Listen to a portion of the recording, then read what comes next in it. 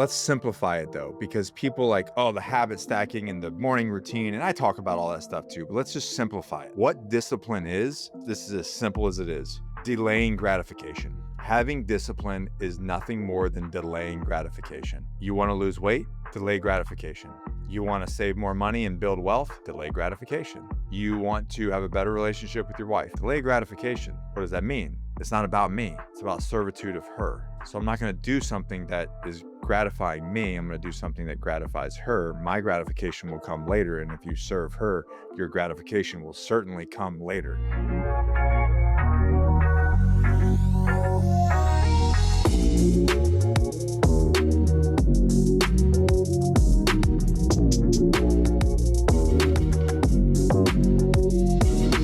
Let's impact some today. I think we're going to do a great job. What's going on, everybody? Welcome back to another episode of the Modern Man Podcast, where we connect men in pursuit of their potential. Before we jump into the episode, I first want to encourage you to join us as we embrace discomfort, cultivate community, and put wind in each other's sails. Spoiler alert, something our guest today knows a lot about. Now, be sure to hit that like button, share the podcast if you get value from it. Make sure to subscribe to get a new episode each and every single week. And for the fellas that are watching, I'm going to have an extra ask for you. I encourage you to check out the Noble Knights Men's Group. It's a community where you can find the support and accountability and the mentorship you need to achieve your goals. Join us and become a part of a brotherhood and a group of like-minded men on a mission to elevate their capacity for life and put wind in each other's sails. And I'm excited because we're getting some wind in our sails today from my guest, who is a former U.S. Marine Raider turned serial entrepreneur, author, and high-performance coach. After 12 years of service in elite military units, he then transitioned into the business world, founding Johnny Slicks, an organic grooming brand, and the Agoji, a transformative coaching program designed to help men reclaim their discipline, purpose, and leadership roles. It is an honor to have Nick Koumalatsos on the podcast today. Nick, thanks for jumping on, brother. You're very much like my honor, man. And dude, I want to start out by saying thank you for doing the podcast, not for having me on, but thank you for doing it. Thank you for creating your men community, because one of the things I say so much is like, we don't get it. There's not enough of this. Yeah. Like, it's not even about competition. It's not about business. It's about, if we're really gonna turn the ship around with manhood, with fathers, with husbands. And I look at men as a community, like, it's going to take the opposition is so strong. It's going to take everybody doing their part.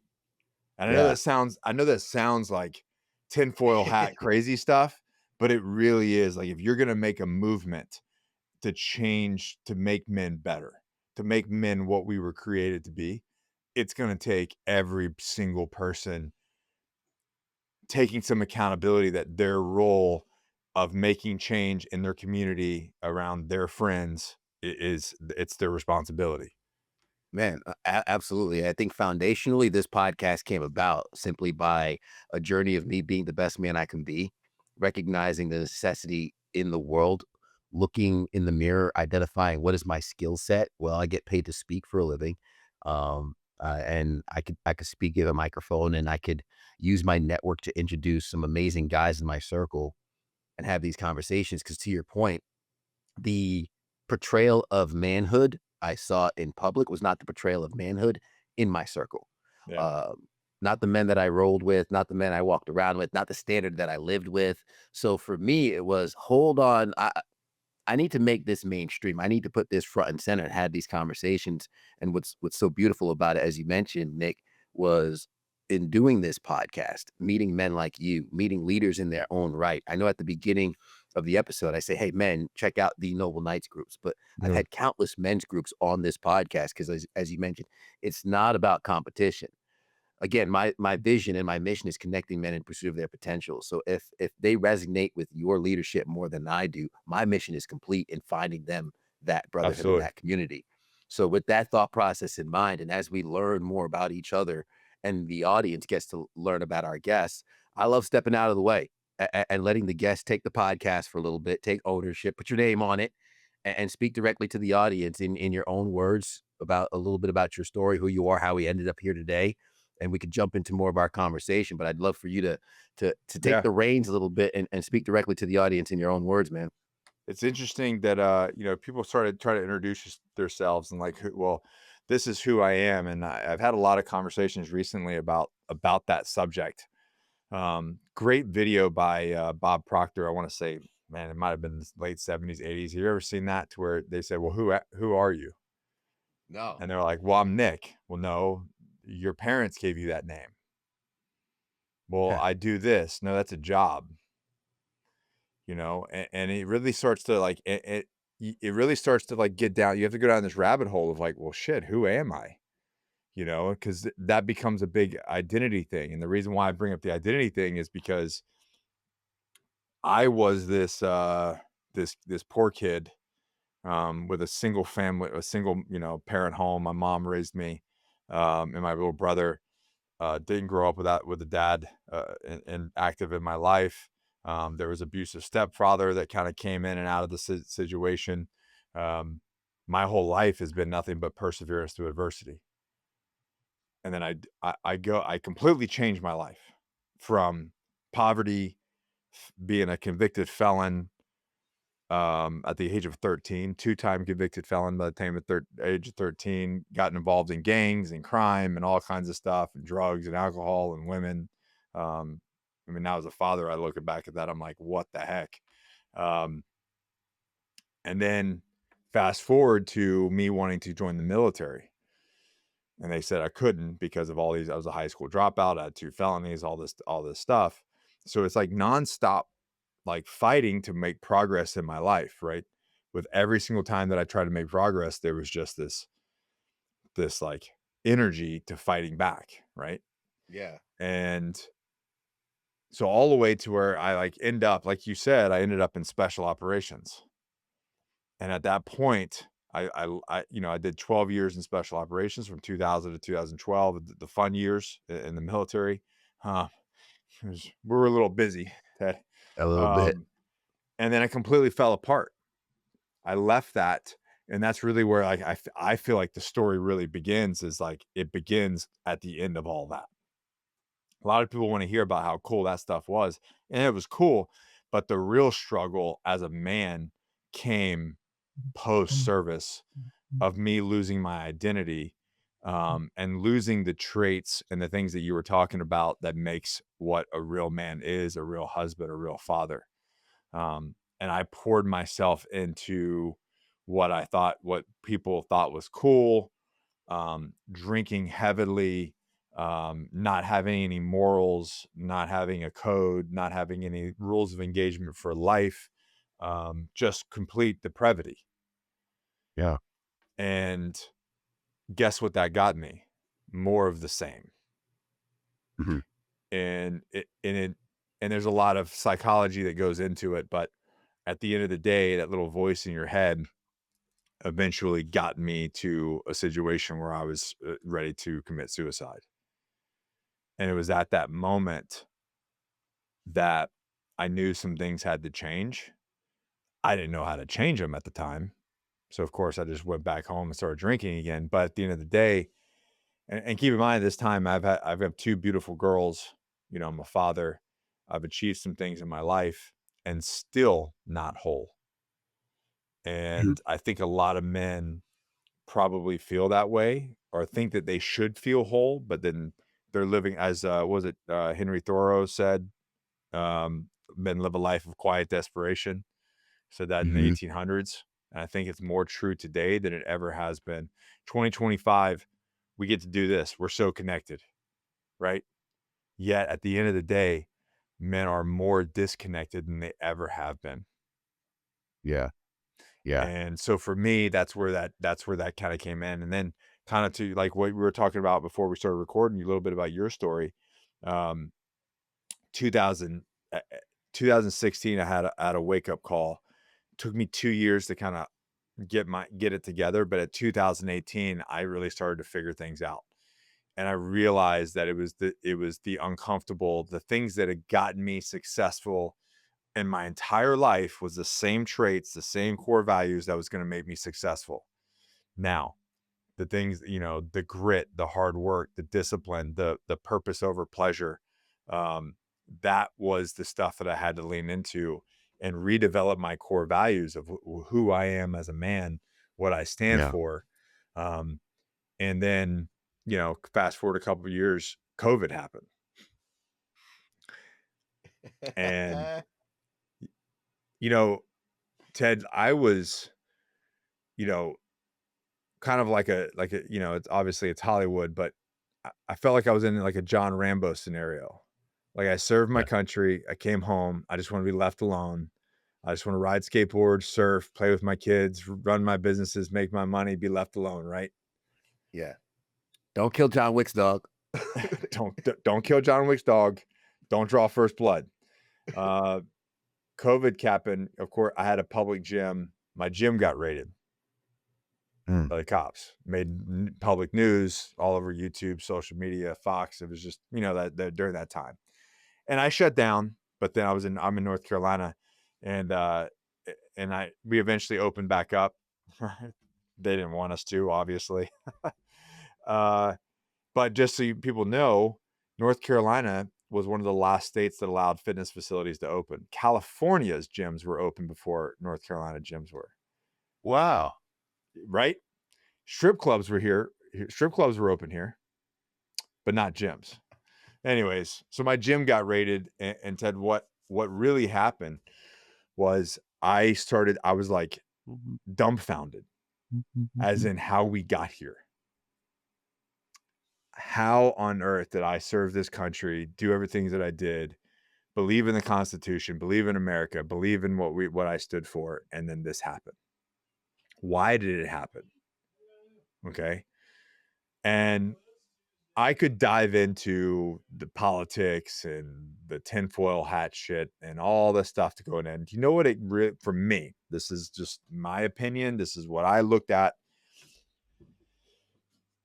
when I started to peel the layers of the onion back. It came down to the problem with what happened and how it happened was that from an asymmetrical warfare environment, if I wanted to take over a country, this is like straight out of the freaking Special Operations Handbook. If you want to take over a country, are you worried about the elderly? No.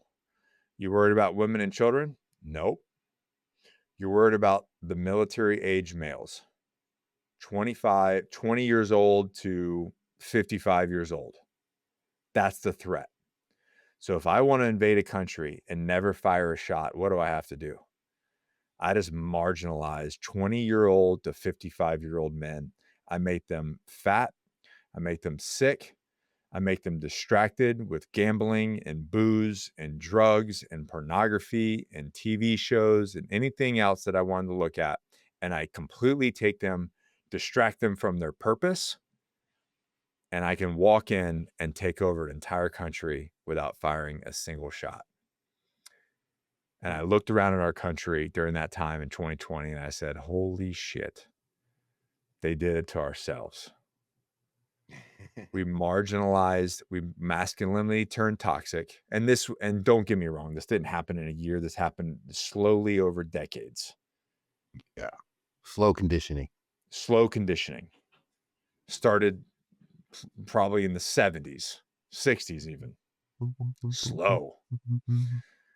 All for what? Power. But what happened was men gave up the reins.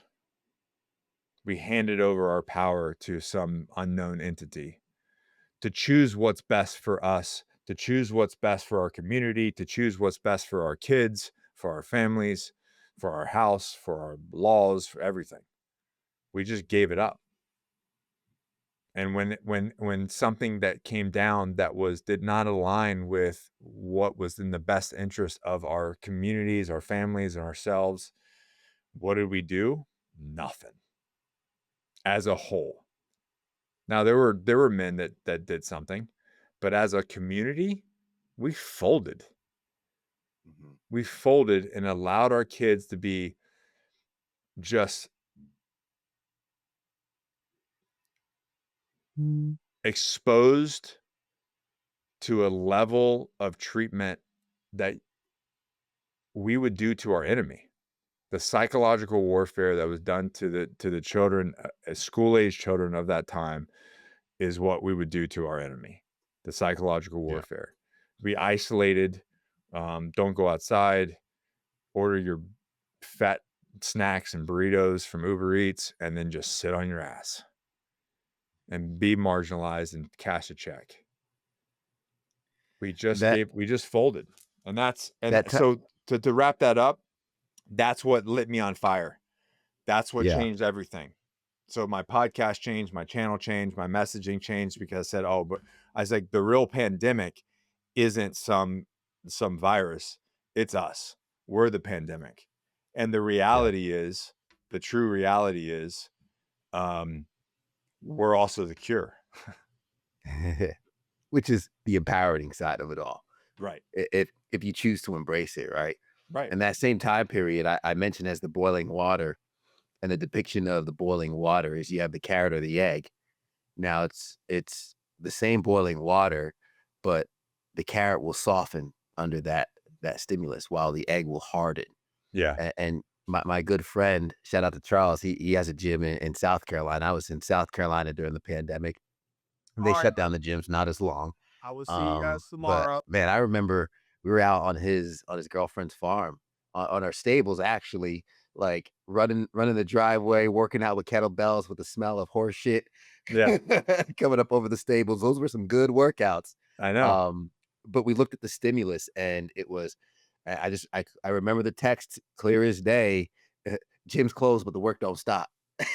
And we're out there bright and early. His sons were with us. They were high school age. They're playing college ball, football now. They're going to be graduating. It's kind of crazy to think, but we're to your point. We were depicting to them that what was going on in the world did not impact our workout routine, did not impact our ability to stay dangerous, Right. really, and continue to stick to our goals and our disciplines. I want to unpack a couple things that you mentioned and you touched on, which really kind of pulled at my heartstrings and alerted my antennas a little bit. But you mentioned fighting, right? Everything through life, even up into the military, having to fight. And whenever you want something, the universe almost tests us and Mhm. our actual commitment to said outcome. As someone who could relate to that feeling, as if everything for in life I've fought for. And as I've gotten to the adult age, there was a realization of some of the things that I fought for I didn't necessarily want. I followed the prescription and I I spent a lot of time, a lot of energy, blood, sweat, and tears to get this prize. And I'm like, well, crap. This isn't even the prize I wanted.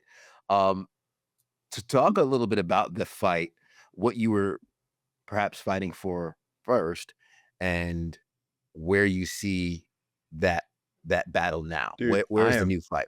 I am so glad that you pulled that out because here's you ready, everybody? This is Nick's toxic trait. Hit 'em. Um, Somebody tells me no, I can't do something. It's like I'm 16, 15, 16 years old and just an absolute rebel again. Be like, oh, F you, I'm gonna show you. Um, I'm gonna show you like what I can do. Now, that can be a good trait, but like you said, sometimes, Nick, it's okay to not go that route. Maybe the good Lord didn't want you to go that way, and it's okay just to have a little adversity and then point in a different direction. Of course, that comes with wisdom and age. But going back to the actual the adversity side, I do believe that there is a law of averages. There is this universal plane, and I'll go kind of I'll get geeky on you. Did you ever see Loki where they had like the universal timeline and they were Yeah. branching off, right? And they start Squiggles. trimming the lines when they start to branch off, right? They just go whack everybody. Um, I do believe that there is a law of averages. I do believe that the world celebrates and promotes mediocrity. So when a person that is falling in the law of averages, you know, you you're raised, you go to school, you graduate high school, you go to college, then you get married and you have 1 to 2.5 kids, you buy a house and you get this mortgage that's 40% of your paycheck. And then, you know, you save in the 401k and then you put your time in and you clock out for 30 something years. And eventually at 65, you'll have allegedly enough money and you're going to be able to live your life then, Allegedly. allegedly. That's the law of averages.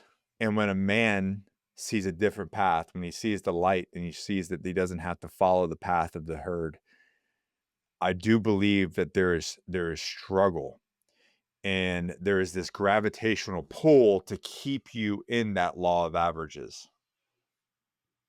And when a man decides, I'm going to break out and I'm going to be this captain of my own ship and the CEO of my own life, you are going to be met with some adversity that you're not used to. The world is going to come against you. And it's not the universe doesn't want you to win. The universe doesn't want you to lose. It's that's a limiting belief to think that there's some higher power out there that is that's pushing against you to lose. That's not the case. It's a limiting belief. And I had that. I had limiting beliefs. I had to challenge myself. But what I do believe is that our system that we live in is celebrated mediocrity. And when you decide, for instance, you're going to start a podcast. I don't know if they did, but how many people were like, why? That's never going to work. What a waste of time. Blah, blah, blah. Who's going to listen to it? How's that going to happen? You know, a million different things. That's the law of averages kicking in, right? And what happens is your first one doesn't get any hit, sucks. Second one sucks. How much work do we have to do to actually achieve greatness? And I think that's what happens is we get stuck in this muck. Men get stuck in what I call the muck. And there's a great meme, and I'm gonna have to probably use AI to recreate it. But this idea that you're walking and a man decides I'm going to break away from the herd and I'm going to go this direction, and it's like he's walking in tar. He's like, Yeah. everything is just so hard and there's just so much adversity, and it's easier to settle and just go with the flow. But when you break out and you walk through that muck, what's really sad is when I see people go, it's too hard, I'm going backwards. When the reality is, it was just a few more steps and they were out of the muck. But 3 you feet from never know goal. how many more steps it is, but you know how far you came and you know the way back, you just don't know the way forward. If iron sharpens iron, so does one man sharpen another. But if you're a man and you're alone or listening to this, then who sharpens you? What's going on, guys? Ted Phaeton here, host of the Modern Man Podcast, also founder of the Noble Knights Mastermind Group. And I'm just out here encouraging you to find your circle. Maybe you're on a personal growth journey and nobody around you understands the new mentality that you're possessing. That's okay. You can find an online community that will pour into you, will navigate your goals and navigate your obstacles, share their experiences, resources, and more. Join the Noble Knights Mastermind Group and try us out for free to tap into a community of men helping each other scale up and reach their goals. Check out themodernmanpodcast.com. Man, can I keep it real with you, Nick? Can we go there really quick? So what you're describing is reflective of my experience right now. And I'm just going to be transparent and keep it a buck on the podcast. I have that prescribed life. Married, got a baby girl at home. My wife works part-time, taking care of the kids, and the job is great, provides a life.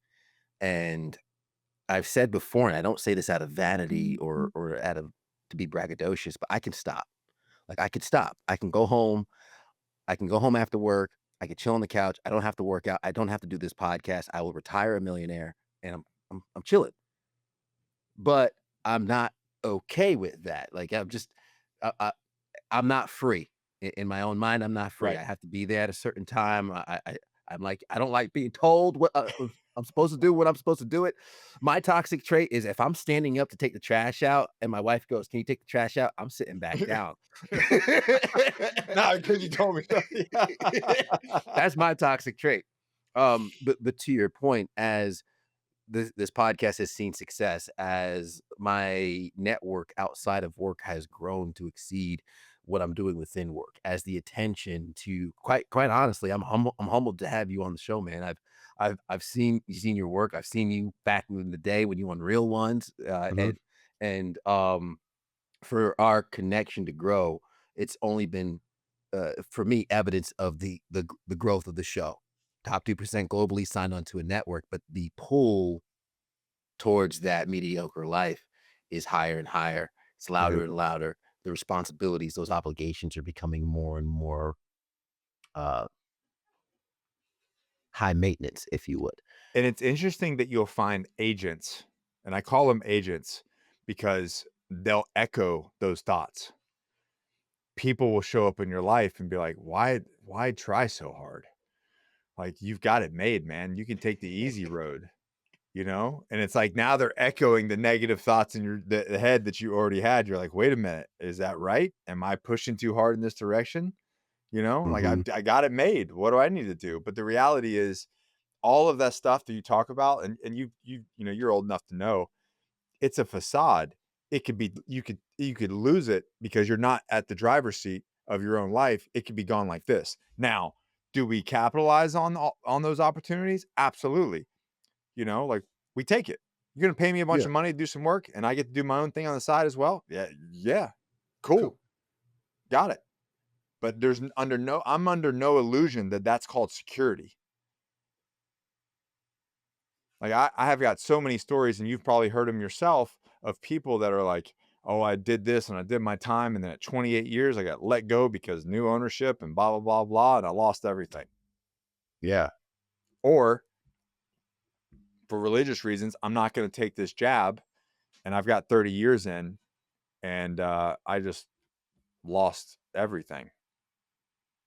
I was looking at that barrel right before my new gig. My wife and I, we were in a position of not comfortable wanting to do that, and, we wanted to start a family, like, thankfully, you have the baby girl now, Hmm. but I was looking down the barrel of, the mandate coming down for my job. Thankfully, God's timing, left that job just in time. Um, but those are the instances I would say where we look in the mirror and even getting in that new job, there was Hmm. actually discussions of this podcast. This podcast Yeah. existed beforehand, and it was the biggest contract I was ever offered. And I remember my agent saying, "The one thing that's up in the air is your podcast. How Mm. important is that to you?" And I was like, "Bro, that's non-negotiable." But I do believe those are times, and I've had a couple of those times for me as a man where it was, "Hey, this is what you want, but this is what you're gonna have to give up for it." And I've reached that boundary, and I could thankfully say with pride, I've stuck to my guns, and I haven't compromised. And thankfully, that hasn't had a huge negative impact on my life, my family's life. But if a man's listening right now and they're kind of in that area that I just described. They're that Spider-Man meme. I think it's Spider-Man 2 where he's holding the subway Yeah. outstretched, trying to hold the 2, and one side is that greatness that he's chasing, 3 feet from gold. He's in the middle of the muck, and the other side is the mediocrity pulling so hard. What do you say to that man in the thick of it? How do you get him over that hump for the last 3 feet to find that treasure? Who are you surrounded with? Who are the voices that you're listening to? Like, I don't surround myself with naysayers. I don't surround myself with doubters. Yeah. There's we get enough of that in our own head. We don't need we don't need to add the agents on top of it. And the reality is we all have that inner critic and we have that inner advocate, right? But usually the inner critic is the one sitting in the driver's seat going, "You don't have to do that. You ain't got what it takes." It's like you just constantly knocking you down. And the goal is to put that guy duct tape, put him in the trunk of the car, and put your inner advocate up there that goes, "Hey, man, you got this. You can do this." Maybe it's the voice of the dad that you never had. Maybe it's the voice of your father that you did had. Whatever it is, maybe it's the coach that you had at one point. It doesn't matter. But it's the inner advocate going, "You are a bad MFer and you got this." Nice. to inspire confidence, and then surround yourself with those type of guys. The guys that don't are not gonna get jealous of you, the ones that are gonna root for you, the ones that are gonna be like, "Dude, like, it's taken a lot of work, but, like, we all have this evil thing inside of us, this comparison thing that's like, 'Damn, man,' you know? Especially when you're trying to better yourself or like, build a business or do something, you're like, 'Dang, this is so freaking hard, and I look at this guy, and he just gets handed it,' but you don't know that, you know what I mean? Like, that's a perception thing. Everybody thinks that I got it made. I'm like, "You have no idea." Like how hard all this is, you know what I mean? And how much sacrifice it takes on a daily basis, and how late sometimes I'm up, and how early I get up, and etc. Um, but nonetheless, surround yourself with those guys that are going to be stoked for you, that are going to drive you forward, and the ones that even when you fail are going to be like, "No big deal, bro. We get up and we do it again. You got this." That's the kind of friends that I have. That's the kind of people that I surround myself. And in this stage of my life, that's the kind of people that I'm creating. Those are the leaders that I'm creating. That's the message that I need leaders to understand now, is that it's really not about you. You will be taken care of. You have to provide for other people. And maybe sometimes providing is calling your friend and being like, dude, I know it's tough right now. You're gonna get through this. You're gonna win. Why? Because you're a winner. I just want you to know that. Yeah. Sometimes I have to call my buddies, give them the history of greatness that they had. Like, "Dog, you did this, and this. You have a history of greatness." And even further, and I know the audience on the podcast, they know about the punches list. I wrote a list, man. I was in, the self-deprecation. I was beating myself up. I was having a pity party, and I was, making a list of my punches since 2019. You probably hear my dog in the background who's talking about, "Yeah, I was taking it too."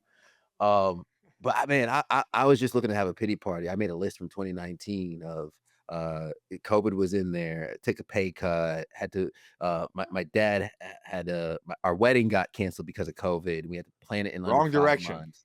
You All need a those off things, you need an off ramp.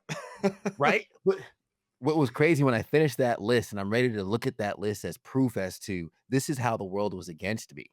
Uh-huh. What I found was this is every time the world punched me and I still didn't go down. Yeah. This is how much the world has been fighting against me. This is how much the world is afraid of my greatness and trying to Uh-huh. pull me down. I mentioned escape velocity a lot on this podcast. The most energy it takes for a plane is to take off. But Mhm. once it's on cruise control, that's it. Even further, a rocket needs even more energy to get into orbit. But it's in orbit, easy sailing. But it's Mhm. getting into escape velocity, which is what takes so many people out That's and the they muck. fizzle out. That's the Yeah. muck. Yeah, that's it. um, to go a little deep, man. You mentioned growing up, being raised by your mother, being in and out of prison, 2 felonies, 13 years old. Growing up now, being a leader of men, how have you created your identity of a man when the lack of that structure was provided to you growing up? You kinda mentioned it, but, earlier, and, this is something that, obviously speaks to me, is the old proverb about being, um, a warrior in the garden instead of a gardener at war. Obviously, there's no defying the fact that at one point in my life, and I still am at some level, of a warrior, right? But growing up the way that I did, experiencing what I had, and then looking at all of my struggles through the military, post military, I really looked at it and going, I had to figure out what it was to be a man. I had to figure out what it was to have values and to be a good husband and to be a good father. The reasons why I had to figure this out was because it was not taught to me. It was not taught to me through words, and it was not taught to me through actions. We stopped having, and again, I truly believe this is a plan of the opposition, um, to decentralize manhood and to stop the transfer of generational wisdom. You and I shouldn't have had we sh- the lessons that we potentially the lessons that we learned, we should not have had to learn them on our own. Our fathers should have taught them to us. The importance of and how to be a good father, of being an intentional father, um, how to be a good husband, not just through words, but through actions. But how many of our age group grew up with those type of fathers, and how many of those fathers had their fathers that were like that as well, that transferred a generational. And the fact is, and this is the reason why, going back to the beginning, is we are the problem, is because we are the leaders, and every generation is having to figure it out from scratch, and then we don't transfer it. Well, like, that's my mission in life, is like, now we're doing a transfer of generational wisdom. My son will know how to be a father and be a man. Will he make mistakes? Absolutely, but he's gonna make his own. He's gonna have a rule book. He's gonna have a manifesto. He's gonna have a database of knowledge of do's and do's nots, and the reasons why. One of the things that we don't do in our house when it comes to that is we never say, "Because," or "Because I said so." If you say, but he's 4 years old and he goes, "Nope, because is a preparatory word for the reason why." Yeah, my man. You know what I'm saying? So, like, if you as a man or a parent can't articulate the reason why, and I've got a lot of hate over this, well, then maybe you don't know why. Maybe you're just saying it because you're being lazy. Don't jump on the furniture because I said so. What does that mean? Explain to the young kid why. And every single time that I've taken the time and had the patience to, like, had this conversation with my son, it completely changes him.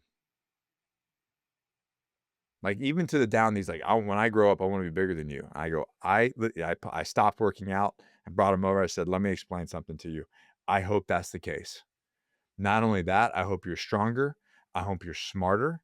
I hope you're better at jujitsu than me. I hope you're in every way better than me." And I explained, I said, "That is a father's role." I said, "My job here, son, is to make you better than me in every way. And I want nothing more than that. And if you got bigger and stronger than me, that would be nothing more that would please me better." Mhm. And the look on his face and the hug that I got from that. And we do that all the time because I take the time to actually be a parent, to actually lead, and to have this transfer of generational wisdom into my children. Yeah. We've said before, and we've all heard it said, our kids will do what we do, not what we say, and our kids will spell love Time. Um, Mhm. being that example and being in the role of now, leading a young man who will grow up following your lead. I know you talk a lot about discipline, and I like to bring in studies every now and again into the podcast, and obviously this is one of those toss up. Studies have shown that self-discipline is actually a key predictor of success in various areas of life, including career and personal development. So clearly those who are able to uh, follow a playbook, set the tone for themselves, and follow through, experience uh, a higher experience of life. um, Touch on a little bit how you've been able to craft your routine, your discipline, cultivate it. Because I know there's a lot of guys who think to themselves, "Man, I just don't have the discipline." And I never get it when people tell me that, because I'm just like, you just haven't learned the habit stack and the frameworks, or things to do it. But Yeah. how do you cultivate your discipline? So let's simplify it though, because people like, oh, the habit stacking and the morning routine, and I talk about all that stuff too. But let's just simplify it. What discipline is? This is as simple as it is. Delaying gratification. Having discipline is nothing more than delaying gratification. You want to lose weight? Delay gratification. You want to save more money and build wealth? Delay gratification. You want to have a better relationship with your wife? Delay gratification. What does that mean? It's not about me. It's about servitude of her. So I'm not going to do something that is gratifying me, I'm going to do something that gratifies her. My gratification will come later. And if you serve her, your gratification will certainly come later. That's all discipline is. Discipline is delaying gratification for a better result in the future. The guy who wakes up early and goes to the gym every single morning is disciplined, yes, but all he's doing is delaying gratification because you don't get fit day one. You don't get fit day two. He's doing something because he knows in 6 months to a year, he's going to achieve a result. Same thing with business, same thing with your money, same thing with your relationships. If you want to become disciplined, stop chasing discipline and just chase, not don't chase it, just delay gratification. That's it. It's simple. Cookie now, not discipline. Cookie later, discipline. And the challenge for most, I always say, the beauty of investing in your future self, most people don't do it long enough for their future self to reap the rewards, Mhm. right? So when you delay gratification, many folks might interpret that as, well, I'll just never be I'll never get satisfaction. I'll never be So, gratified. here's the trick. Here's the trick to that. You're right. I'm glad you brought that up. Here's the actual trick. All the feel good stuff is a black hole. Think about it. Let's look at an alcoholic and heroin. All the stuff. Let's get real. Being drunk feels good at the time. Heroin obviously feels good. You know, all these things make you feel good, right? The cookie tastes good. But why is it that when people that do that, why is an alcoholic never satisfied? It's Never. endless. It's endless. It's a black hole.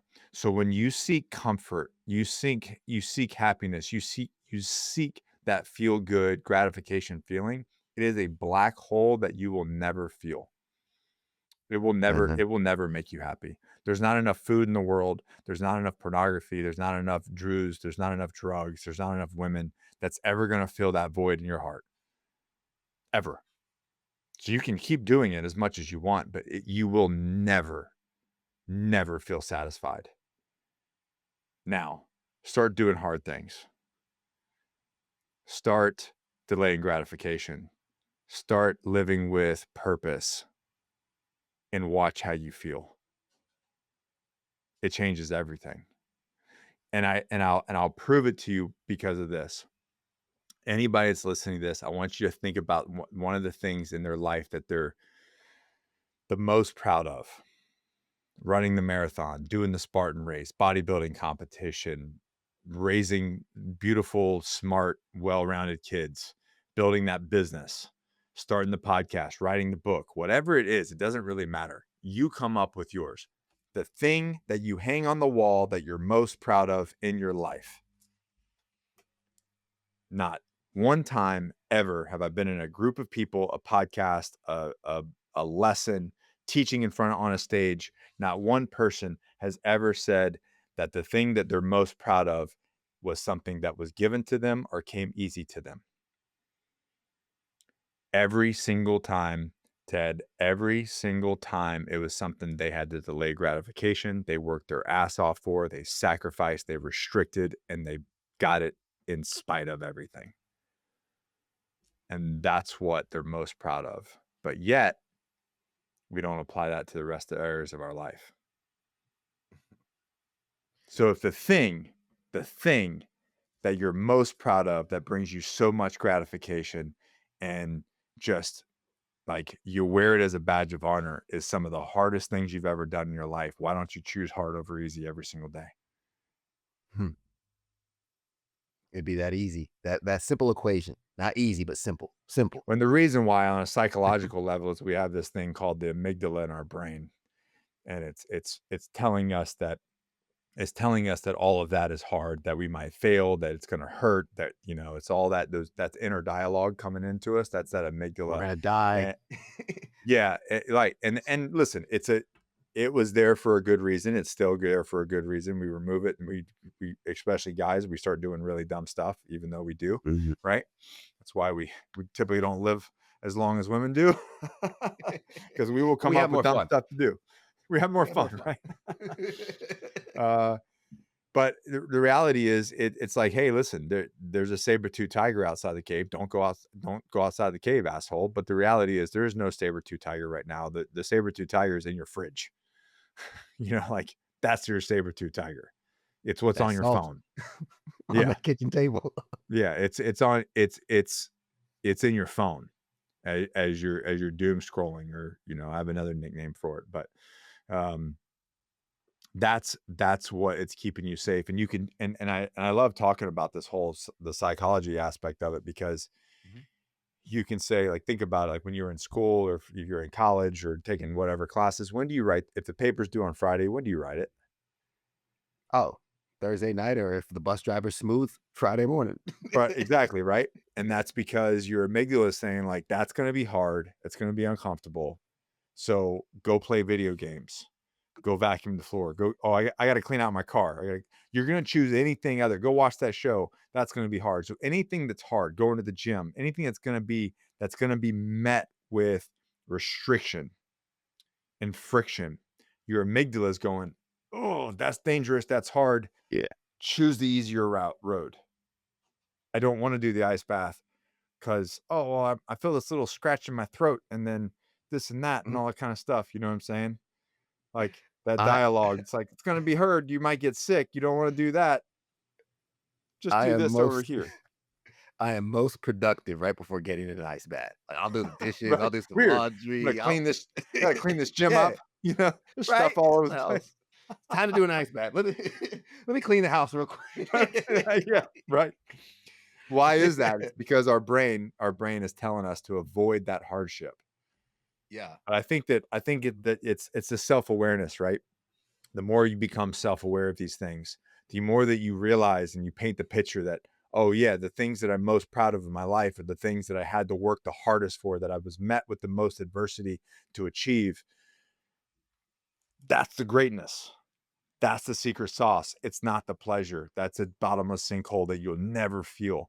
But when you start yeah, accomplishing those things, when you start choosing hard over easy, when that becomes your compass and your azimuth for life, all of a sudden you start feeling so much fulfillment. yeah. Man, we only have a few minutes left in the podcast, and I could do a recap at the end, but I wanna make sure we touch on your entrepreneurial ventures, Yeah. Johnny Slick's coaching program really quick, letting some of the guys know the work you have been doing, not just obviously providing for your family, but the work you've been doing with leading other men and helping high performers, get out of that law of averages, out of that Yeah. mediocrity. I'd love to give you that platform here while we have a few minutes, man. Yeah, Johnny Slicks is an amazing brand, man. They started over 7 years ago, with a mission of, one, American-made products. We actually manufacture the products in-house. It's all organic. We've not outsourced anything, so everybody that if you go on the way, like, if you go buy some soap, you don't know who's making it, you don't know what's in it. With us, you know everything. Nice.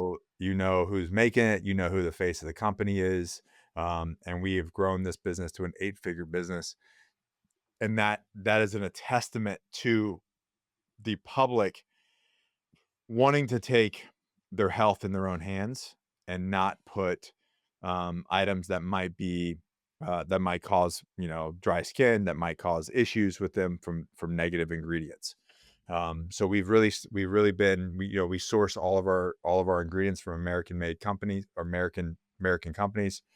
Um, and then we manufacture right here in North Carolina, and then we've scaled our team, here to Mm. to fulfill the needs. We just recently got into retail, and the stuff smells amazing. If men wear it, your wives are going to be like, we have over 20 confirmed pregnancies from men wearing Johnny Slicks. Damn. So, I did that on Brad Lee's. I said, "Let me just," I should have started with that as, like, "Johnny Slicks will get you laid." So, That's it. let's start there, and then you'll all the benefits come after, but, like, let's go with what really matters. The One of stuff's the 3 amazing. reasons people buy. That's right. That's right. And then the Agogi really, it came from its origins are at the foundation. It's a fitness coaching company. It's helping men lose weight. We That came from my own journey of going from 240 at single digit body fat to 240 at almost 30% body fat during that transition. And Oh, then wow. me getting my shit back together and realizing all of my experience in fitness and nutrition and everything that I had, and then like owning it and then swallowing some ego and pride and getting it back together. Other guys started to reach out to me. And I believe that being fit and getting fit, losing weight is a really gateway drug for all the other things. Where the mentorship portion came into play was we were having guys struggling um, to lose weight. And we realized that men don't have a fitness and nutrition problem. They have a mindset problem. It's the space between their ears, and that's the dirty, dark secrets that they didn't want to talk about. So we started to have to dive into the psychology and the coaching aspect of it to get them to get the results. So that's what we do. So we have 4 pillars and we have 4 phases. Phase 1 is master yourself. What does that mean? You know what I mean? And that goes everything from your fitness to delaying gratification to your vision of yourself, your core values. Really, it's not about your family. It's 100% about you. Let's master you so that they can take you serious. And then it's lead your family. You can only lead your family once you can lead yourself. Don't tell your wife that we're on a new diet or doing whatever when you were just picking Cheetos out of your belly button, watching Netflix on the couch the day prior. Like that ain't gonna work. They're not gonna kids Don't ain't gonna line up. listen to you. They're not gonna listen to you. And then once you get the family on board because of your success, because of you are living by a code, then we can look at your finances. And we build a whole financial literacy piece in there. I feel like that's something that another thing that we have not done. We have not taught that enough. And then phase 4 is that legacy. Now that you've achieved this, now it's about creating more leaders like yourself, creating more men's groups, going out there, being a leader in the community to create more leaders. Love And that. that's the Agogi in a nutshell. I love that, and honestly, that's a journey. I've found the similarities between all the men's groups, and that's not saying again, not competition, but Mm, nothing new under the sun, right? Like what yeah, works works, and that's it. it's why we lean into it. And I think that that fitness aspect, we mentioned delayed gratification. 3 to 4 months, you stick to a fitness regimen, you follow it, you start seeing the results. Uh-huh. That's your future self starting to benefit from the choices your past self make.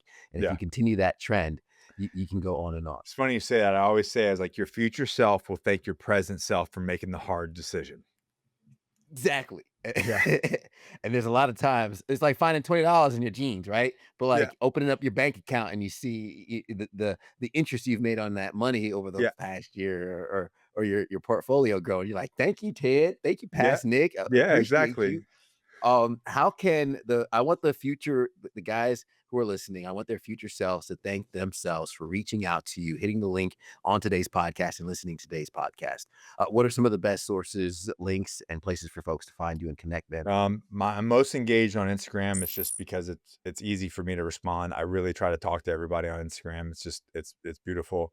I have a YouTube show where I do podcast as well as solo videos, kind of explaining a lot of different these long form subjects. I really feel that like I've gotten older, and same with you that it's like we need to have some really in depth conversations that can't happen on 60 seconds on an Instagram thing. Um, so that's where all my information is there. But yeah, between Facebook, Instagram, and YouTube, I'm easy to find. And when you talk to me, you're talking to me. Yeah, I love Reach that. out. Well, last question's usually the heaviest, man. What is something you've seen or something that's happened to you that shapes the way you view the world as a man? And we might have Um, touched it on already, but feel free to elaborate. yeah, I think that going back to the self realization that COVID was and people are going to hate this, but was like a really planned attack. And it took men's power away, which made me had to go look in the mirror and go, how am I showing up? And if I'm going to make a difference, I've got to get my shit together, and I have to be um, a beacon of responsibility. Mm, And that was a moment that completely changed my direction intentionally. yeah. Amen to that, brother. Yeah. Well, I appreciate you being here. I appreciate your leadership. A former U.S. Marine Raider turned serial entrepreneur, author, and high performance coach, Nick Koumalatsos, on the podcast. Thank you so much for taking the time, brother. Thank you, sir. Absolutely. Really quick, I'm going to recap, as I mentioned, with some of the notes, because some folks are working out or driving while listening. Real struggle comes when your identity is lost. So many of us know what to do when the playbook is laid out for us. But when our identity is lost and we're in that fog of war, the next steps become harder to identify. That's where your work begins. Don't be distracted. I've said before, as the time master and productivity coach, I'm telling you, the world is out trying to hijack your attention. But as Nick said before, the enemy's within the ears. Here's the news. They've breached the gates. They're inside. It is now time for you to cleanse all those distractions out and focus on yourself and recenter yourself in line with your mission. How much do we actually have to do before we reach greatness? Here's the thing. You might just be 3 feet away from gold, but if you give up now, you'll never find out. Stay in that fight and continue to get to escape velocity, because delaying gratification is the definition of discipline. Delay the gratification long enough and you will start to see that work pay off. Who are you surrounded by? Are you surrounded by the doubters, or is your circle pushing you forward? Is your circle limiting you? That's more likely a cage than actually a circle. And feeling good is a black hole. The gratification comes from work that is paid off, fulfillment, the fruits of your labor. If you need help doing so, reach out to Nick. He would be more than happy to help. And be sure to hit that like button, hit that subscribe button to get a new episode each and every single week from the podcast. We appreciate you making it to the end. The best compliment you can give us, leave us a rating. Let us know how we're doing. But until next week, guys, as we always say at the end of the episode, everybody wants the sunshine, but they don't want the rain. But you can't get the pleasure without first the pain. Let's grow.